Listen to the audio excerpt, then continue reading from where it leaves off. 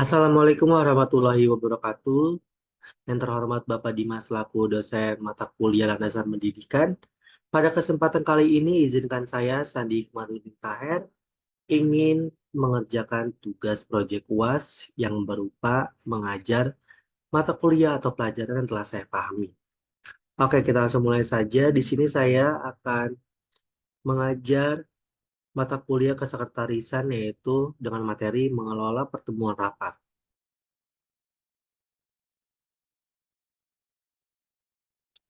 Oke, ada yang tahu nggak sih apa itu rapat?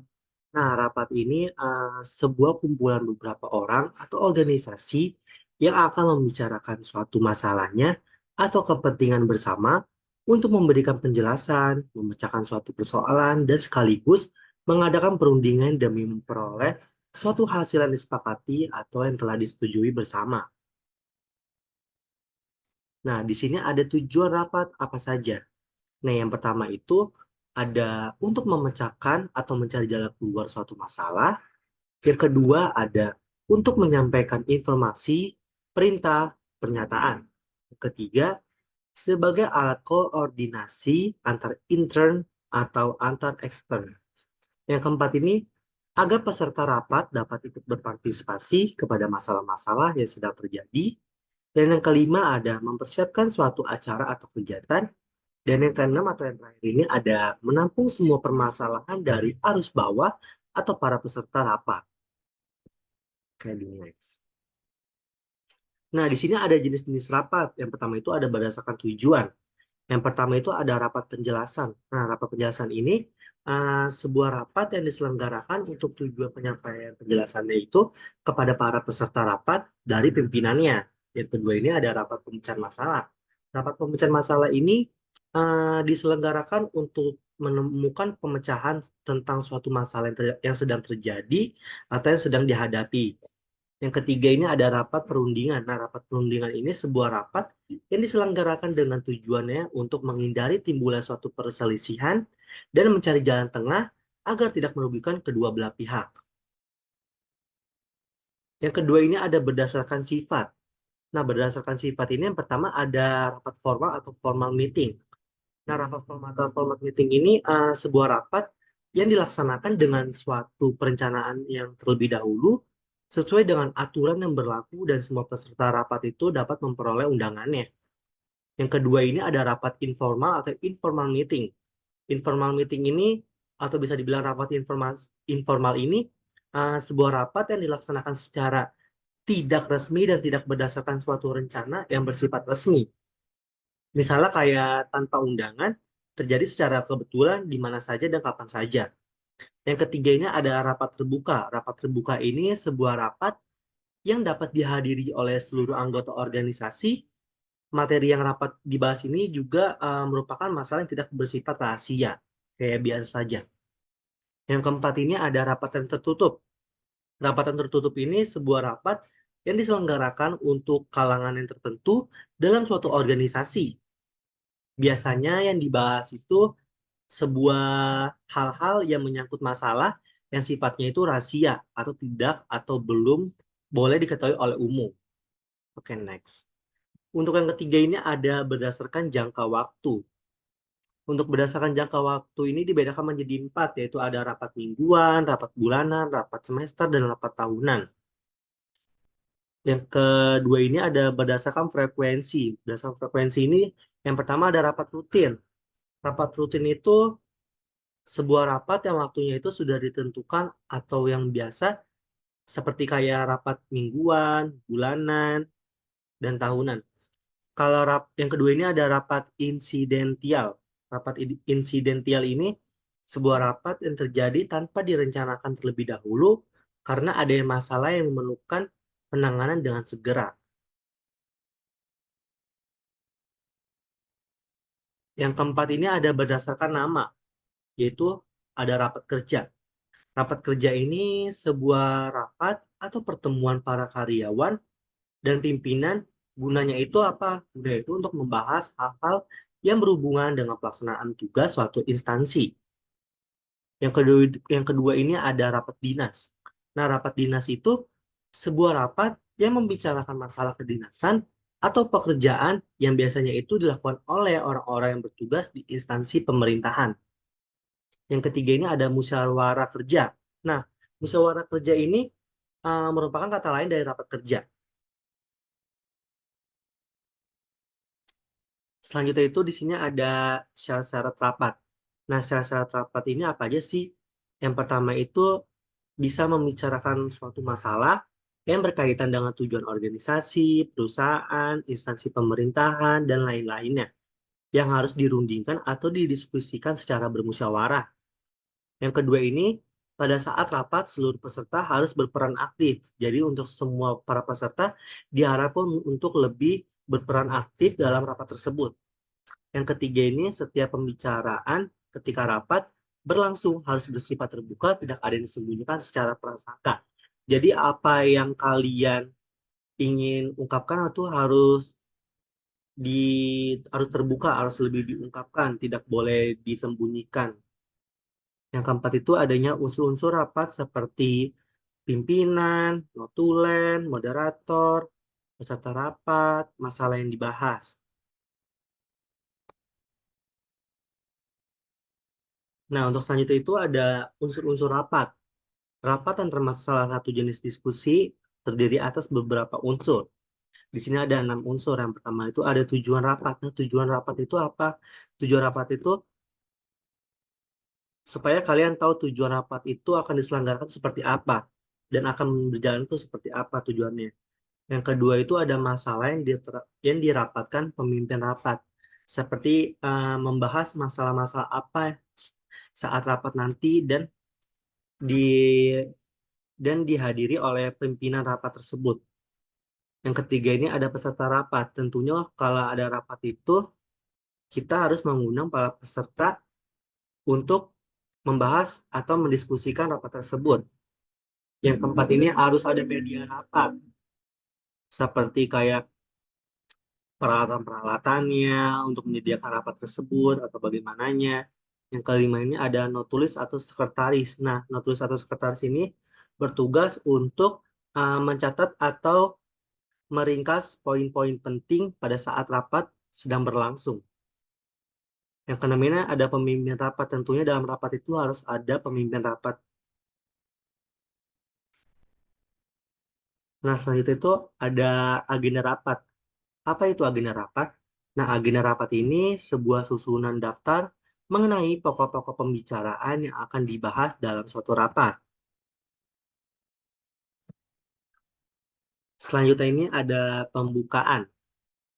Selanjutnya ini ada susunan acara rapat. Nah, susunan acara rapat ini dibagi menjadi 6, yaitu ada pembukaan, pembacaan susunan acara rapat, laporan rapat sebelumnya bila merupakan rapat rutin, pembahasan materi rapat, lain-lain, dan penutup. Selanjutnya di sini ada persiapan rapat. Yang pertama itu ada agenda rapat. Ada peserta rapat, waktu pelaksanaan, tempat penyelenggaraan, undangan, kertas kerja, konsumsi, akomodasi, dan lain-lainnya.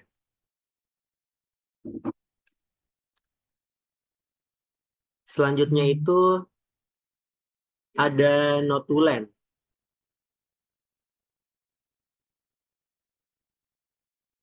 Nah, apa sih itu notulen? Notulen itu eh, sebuah catatan singkat mengenai jalannya persidangan atau rapat, serta hal yang lain dibicarakan dan diputuskan di dalamnya. Jadi, notulen ini bisa dibilang sebuah catatan penting atau catatan ringkas mengenai jalannya sebuah rapat tersebut. Kayak poin-poinnya itu. Ya, selanjutnya di sini ada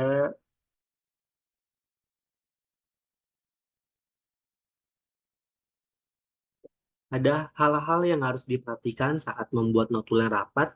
Yang pertama itu kita harus mengetahui tema dan tujuan rapat tersebut. Yang kedua, kita dapat memperhatikan tema dan tujuan rapat itu dan menilai dan sigap menangkapnya hal-hal penting yang muncul dan menulisnya dengan cepat. Yang ketiga ini, kita dapat pandai-pandai lah mengolah pendapat menjadi kesimpulan di notulen tersebut nanti. Yang keempat ini, kita harus berkonsentrasi pada pembicaraan sehingga dapat menarik kesimpulan yang tepat dan benar. Yang kelima ini, kita harus cepat mengetahui nama-nama peserta yang hadir pada acara rapat tersebut. Yang keenam, kita harus berani bertanya apabila ada hal yang kurang jelas. Yang ketujuh, kita juga harus berhati-hati dalam menyimpan dokumen tersebut. Selanjutnya di sini ada notulen biasanya terdiri atas hal-hal sebagai berikut. Yang pertama ini ada judul yang menunjukkan diselenggarakannya rapat. Yang kedua ada tanggal, waktu, dan tempat rapat tersebut. Yang ketiga, kita harus tahu nama-nama peserta rapat. Yang keempat, kita harus tahu catatan rapat terlebih terdahulu. Jadi sebelum rapat kita dimulai, kita harus tahu nih catatan rapat terdahulu seperti apa. Yang kelima, ada pembahasan lengkap dari seluruh rapat. Jadi kita benar-benar harus tahu poin-poin penting saat rapat sedang berlangsung tadi. Dan juga kita harus sigap dan cepat dan harus selalu berkonsentrasi untuk tahu rapat tersebut itu seperti apa. Yang keenam ini ada penempatan rapat berikutnya. Kita tuh di sini harus bisa menyesuaikan untuk rapat berikutnya itu seperti apa nanti jalan ceritanya. Yang ketujuh ini ada tanda tangan dari ketua dan sekretaris. Jadi kalau kita sudah membuat notula selesai, kita harus minta tanda tangan nih dari ketua dan sekretaris. Karena biar lebih akurat dan lebih terpercaya nantinya. Nah, seperti ini contoh notula. Di sini tuh di sebelah kiri ada contoh notula dari PMR yang di mana ada judul rapat, hari tanggal, tempat, pimpinan rapat, peserta rapat, dan lain-lainnya. Di sini juga sudah dijelaskan dan juga sudah dituliskan bahwa poin-poin pentingnya ini ada di keputusan rapat. Seperti kayak jadwal pelantikan kecamatan, waktu pelaksanaan itu seperti apa. Dan di sebelah kanan ini ada contoh notulen rapatnya yang berbeda dengan yang seperti contoh di acara PMR ini. Kalau di notulen rapat ini kita harus mencantumkan logo perusahaannya, harus ada harus ada hasil rapatnya itu bentuknya berbeda dengan contoh yang seperti kiri ini.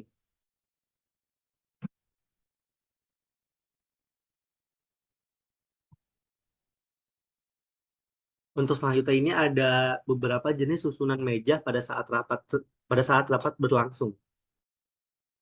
Yang pertama itu ada hollow round table style. Ini merupakan meja dengan bentuk bundar dan di tengahnya itu dibeli rongga. Dan tempat di tengah-tengah rongganya itu biasanya sering diletakkan mini garden atau greeneries. Meja seperti ini tuh terset up dengan gabungan 4 buah croissant table. Kesulitannya itu untuk menata meja ini ada pada tablecloth. Besar atau kecil meja ini tergantung kepada jumlah pesertanya. Oke, yang kedua ini ada hollow rectangular table style. Berbeda dengan hollow round table style ini, setup table ini jenisnya ini berbentuk persegi panjang dan biasa disebut long table style. Meja setup ini terbentuk dari perpaduan beberapa meja oblong digabungkan dengan classroom table yang diatur memanjang. Acara dengan setup table meja ini biasanya disediakan pada meeting kit tank lengkap di atas meja seperti notepad, pulpen, air minum, dan lainnya. Yang ketiga ini ada square table style. Nah, square table style ini model meja yang bisa disebut sebagai model 4 persegi panjang. Sama dengan hollow rectangular table style itu. Setup meja ini juga diciptakan dengan menyusun beberapa meja oblong atau classroom table sedemikian rupa dengan rapi. Biasanya itu bentuk ruangannya itu yang dipakai untuk setup meja ini adalah kotak atau persegi panjang. Selanjutnya ada round table style. Nah, meja setup ini tuh sering disebut juga sebagai Bangau style atau lebih dikenal dengan meja bundar. Round table ini memiliki beberapa ukuran seperti big, medium, small, atau cocktail tergantung pada fungsinya. Seperti round table yang berukuran big atau medium digunakan untuk acara makan, breakfast meeting, ataupun dinner meeting. Dan untuk ukuran itu Biasanya small atau cocktail hanya ideal dengan atau ideal untuk meeting saja.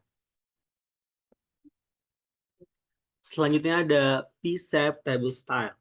Nah, V-shape table style ini dalam table setup ini berupa oblong table yang diatur membentuk huruf V. Table setup ini semacam merupakan salah satu cara untuk memberikan variasi pada ruang acara meeting atau seminar. Penggunaan oblong table ini berguna untuk kenyamanan para peserta meeting atau seminar karena meja tersebut relatif lebar dan keuntungan table setup ini semacam semacam untuk semua peserta itu duduk menghadap ke instruktur dan juga memberikan ruang gerak yang lebih luas kepada instruktur. Bentuk ini tuh akan ideal kalau jumlah kalau jumlah pesertanya itu relatif sedikit, yaitu di bawah 40. Selanjutnya ini ada U-Shape Classroom Table Style. Yang dimaksud dengan table setup ini, sebuah pengaturan mejanya itu dibuat membentuk huruf U dengan menggunakan classroom table.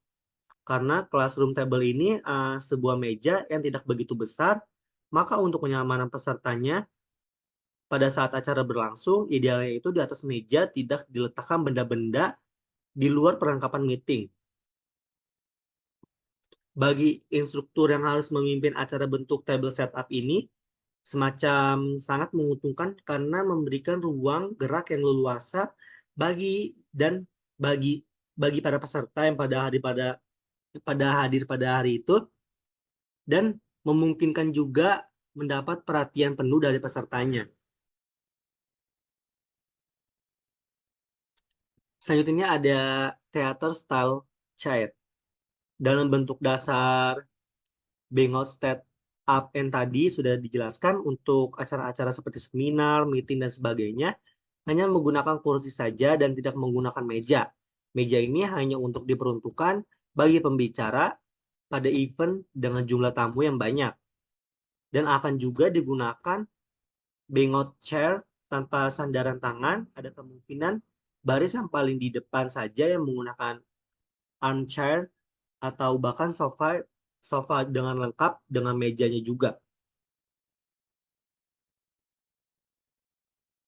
Nah, selanjutnya ini juga ada model theater style round child. Nah, untuk macam-macam bentuk teater ini merupakan pengembangan dari kebutuhan organizer acara tersebut. Nah, bentuk teater ini juga sering digunakan untuk acara training atau seminar yang menyelipkan genre, yang menyelipkan suatu games yang ada di dalam susunan acaranya dengan jumlah peserta yang relatif sedikit. Keuntungannya juga dari penggunaan style ini, jika ada perubahan atau penambahan peserta, dapat mengaturnya dengan cepat karena tinggal menambah atau mengurangi kursi saja. Oke, itu saja materi dari saya, tapi saya akan membacakan terlebih dahulu kesimpulannya.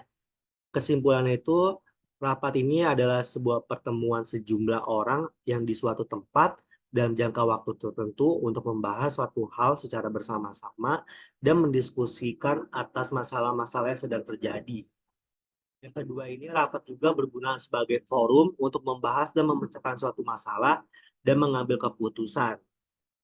Yang ketiga juga, tugas sekretaris ini sehubungan dengan rapat, lain menyusun agenda rapat, membuat undangan persiapan rapat, dan membuat notulen.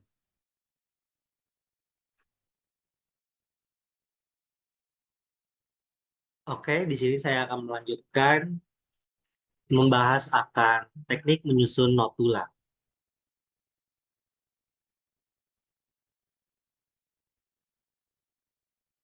Nah, apa aja sih kegunaan notula? Yang pertama itu ada sebagai bukti hukum. Nah, notula ini dapat digunakan sebagai bukti hukum, misalnya seperti pembuktian apakah suatu tugas telah dilaksanakan atau tidaknya. Yang kedua ini sebagai sumber informasi. Meskipun peserta tidak dapat hadir, mereka tetap harus mengetahui isi rapat tersebut dan hasil keputusannya yang telah diambil. Yang ketiga ini ada sebagai panduan rapat berikutnya. Notula rapat sebelumnya dapat menjadi panduan untuk rapat berikutnya, terutama jika tindak lanjut yang harus telah diambil. Selanjutnya ada sebagai pengingat. Notula hasil rapat biasanya itu dibacakan pada pembukaan rapat dan selanjutnya itu sebagai pengingat bagi para peserta. Selanjutnya itu ada sebagai dokumen. Nah, notula ini merupakan dokumen yang harus disusun dengan rapi dan kronologis, serta dijilid secara rapi dan disimpan dengan baik sesuai dengan sistem pengarsipan. Selanjutnya itu ada sebagai alat untuk rapat semu. Nah, notula ini dapat juga digunakan sebagai alat untuk rapat semu atau rapat yang tidak pernah dilaksanakan. Ada juga bentuk-bentuk notula. Yang pertama itu ada notula harfiah. Nah, notula harfiah ini sebuah laporan atau pencatatan asli tanpa adanya penambahan atau mengurangi kata lain dari apa yang telah disampaikan pada seluruh pembicaraan dalam suatu rapat tersebut. Notula harfiah ini kebanyakan bentuknya itu seperti sebuah dikte atau catatan stenografi yang berupa tulisannya itu sama persis dengan hasil rekaman dan gabungan dari dikte serta tulisan hasil rekaman tersebut. Yang kedua ini ada notula rangkuman. Nah, notula rangkuman ini sebuah laporan yang berisi tentang ringkasan pembicaraan dalam rapat tersebut. Dalam hal ini, notulis dituntut agar harus terampil menilai isi pembicaraan setiap peserta rapatnya, dan notulis juga harus dapat memilih dan memilih setiap pembicaraan yang relevan dengan tema dan tujuan rapat tersebut. Hal-hal yang tidak relevan tidak perlu dicantumkan dalam notulen rapat tersebut. Berikut ini ada hal-hal yang harus diperhatikan saat membuat notulen rapat. Nah, hal-hal yang hal-hal yang harus diperhatikan saat membuat notulen rapat ini, yang pertama itu kita harus nih mengetahui tema dan tujuan rapat tersebut yang seperti saya sudah jelaskan sebelumnya. Nah, yang kedua ini dengan memperhatikan tema dan tujuan rapat, kita juga harus mahir menilai dan sigap menangkap hal-hal yang penting yang muncul dan menulisnya dengan cepat. Yang ketiga ini kita juga harus pandai-pandai nih mengolah pendapat menjadi kesimpulan. Yang keempat, kita harus selalu berkonsentrasi pada pembicaraan sehingga kita dapat menarik kesimpulan yang tepat dan benar dan secara kronologis.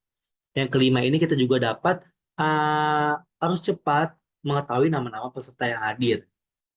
Yang keempat, kita juga harus berani bertanya apabila ada hal yang kurang jelas. Seperti yang sudah saya sebelum menjelaskan. Seperti sudah yang sebelumnya itu saya jelaskan. Oke, next di sini ada cara membuat notula. Nah, di sini ada kerangka notula. Yang pertama itu ada judul notula dan nama organisasi yang menyelenggarakan rapat tersebut. Yang kedua ini ada waktu pelaksanaan yang terdiri dari hari, tanggal, tempat waktu berlangsungnya rapat, dan susunan acara rapat tersebut. Yang ketiga ada pemimpin acara rapat yang terdiri dari koordinator instruksi, penulis, dan peserta rapat. Selanjutnya ada risalah rapat yang terdiri dari pembukaan dan penjelasan singkat isi rapat, ringkasan kegiatan rapat yang terdiri dari pembukaan, pembahasan, dan tanggapan peserta rapat, hasil kesimpulan rapat, dan nama dan tanda tangan pimpinan dan notulis rapat. Yang seperti sudah saya jelaskan yang sebelumnya itu, yang di dalam bagaimana kita cara membuat agenda rapat pimpinan. Oke, itu saja materi yang dapat saya kasih tahu. Kurang lebihnya mohon maaf. Wassalamualaikum warahmatullahi wabarakatuh.